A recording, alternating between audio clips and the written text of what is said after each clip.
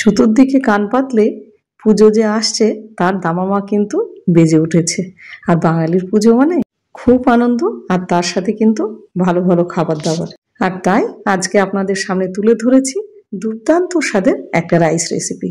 আর এটা খেতে যেরকম সুস্বাদু আর বানানোটা ভীষণ সহজ।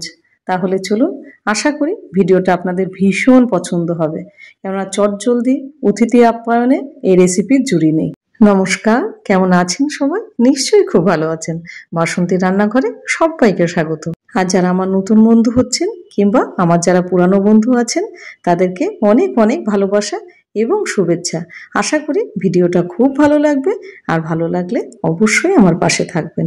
তাহলে শুরু করা যাক। এখানে প্রথমে আমি 250 গ্রাম দেরাদুন চাল নিয়েছি। আপনারা চাইলে এখানে বাসমতিও ব্যবহার করতে পারেন। এবার চালটাকে 15 থেকে 20 মিনিট জলে ভিজিয়ে রেখেছিলাম। এবার তারপরে একটা ছাঁকনির সাহায্যে আমি জলটাকে ছেঁকে রেখেছি ঠিক এইভাবে। আর নিয়ে নেব একখানা বড় পেঁয়াজ, এরকম পাতলা করে লম্বা লম্বা করে কেটে নিয়েছি, কারণ এটা আমাদের বেরেস্তা তৈরি করতে লাগবে। আর লাগবে অল্প কিছু ধনেপাতা। ধনেপাতাটা কেটে নেব।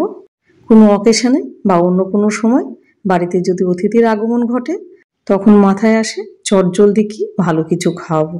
আর সব সময় বিরিয়ানি করা সম্ভব না, তাই এইরকম কয়েকটা রেসিপি যদি আপনার জানা থাকে তাহলে চাঁদ চাঁদ লেগে যাবে প্রশংসায়।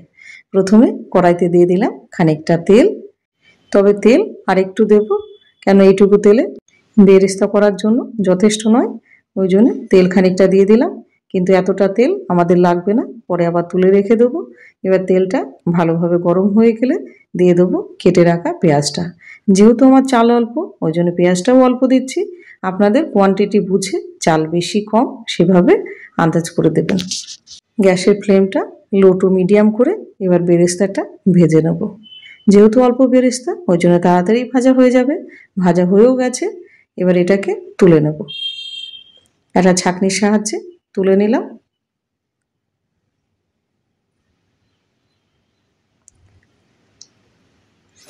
এবারে তেলটা খানিকটা তুলে নেব, কেননা এতটা তেল আমাদের লাগবে না।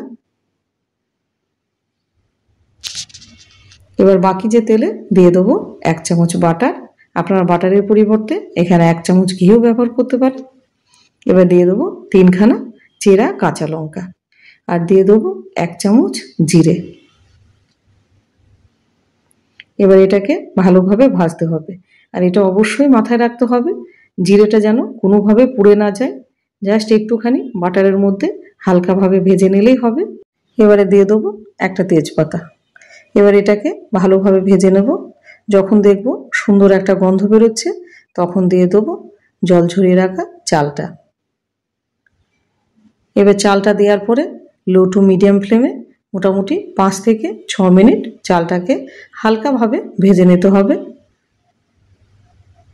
আর এই চালটা অবশ্যই এইভাবে ভেজে নেবেন, না হলে কিন্তু ভাতগুলো খিলা খিলা হবে না। আর এইভাবে ভেজে নিলে একটা ভাত একটা ভাতের সাথে লাগবে না, এবং প্রত্যেকটা চাল গোটা গোটা থাকবে।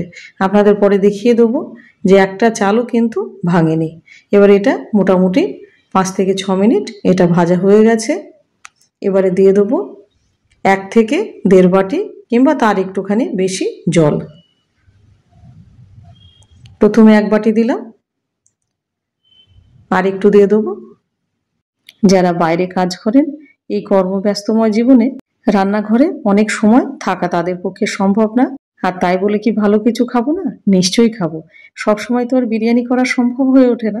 এখানে আরেকটু জল দিয়ে দেবো। তাহলে টোটাল আমি 2 বাটি জল দিলাম। আর দিয়ে দেবো অল্প একটুখানি লবণ। কিন্তু এই রকম যদি আপনি কয়েকটা রেসিপি যদি আপনার জানা থাকে তাহলে কিন্তু অতিথি আসলে আপনার আর মুখ লুকাতে হবে না। এবার এটা লো টু মিডিয়াম ফ্লেমে মোটামুটি 15 মিনিট ঢাকা দিয়ে দেবো। 15 মিনিট পর ফিরে আসলাম, আর জলটা অনেকটা শুকিয়ে গেছে। এবার হালকা হাতে এটা একটুখানি নাড়াচাড়া দিয়ে নেব।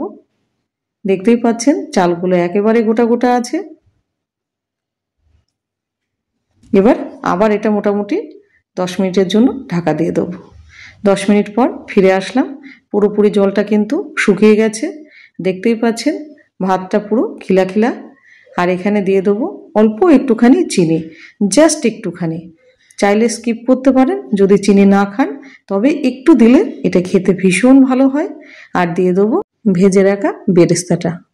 আর এটা আজকে আপনাদের দেখাবো রায়তার সাথে, কিন্তু এটা আলুর দম, পনির, মাটন, চিকেন যেটা দিয়ে খাবেন সেটা দিয়ে একদম চাঁদে চাঁদ লেগে যাবে। এবার উপর থেকে ছড়িয়ে দেবো খানিকটা ফ্রেশ ধনেপাতা, আর দিয়ে দেবো হাফ চামচ মতো গরম মশলা, আর দিয়ে দেবো 1 চামচ মতো কেওড়া জল।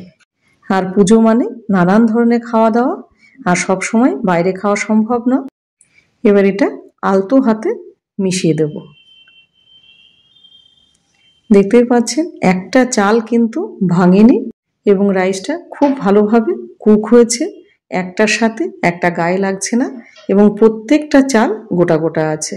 এইবার গ্যাসের ফ্লেম অফ করে এটা মোটামুটি 10 মিনিটের জন্য স্ট্যান্ডিং টাইমে রেখে দেবো। আর তারপরে পরিবেশন করুন দুর্দান্ত স্বাদের এরকম একটা রাইস রেসিপি।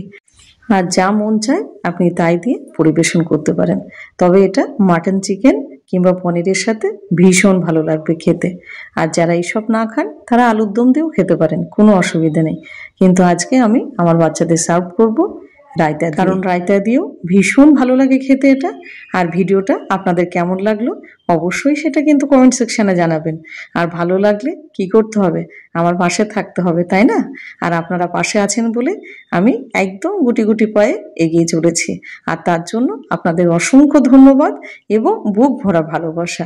আর এইরকম একটা দুর্দান্ত রাইস রেসিপি এবং বানানোটাও ভীষণ সহজ, আপনি চটজলদি শেয়ার করে দেন প্রিয়জনের সাথে। ভালো থাকবেন, সুস্থ থাকবেন।